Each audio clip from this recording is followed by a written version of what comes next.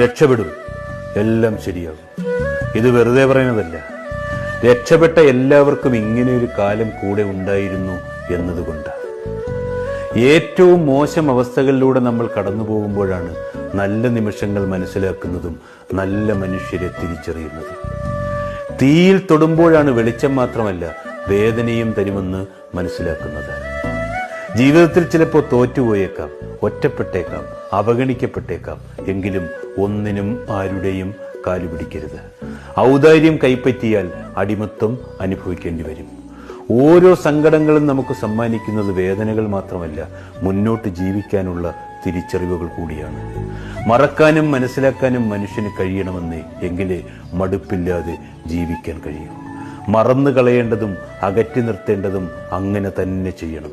എങ്കിലേ മനസ്സമാധാനത്തോടെയും സന്തോഷത്തോടെയും ജീവിക്കാനാവും.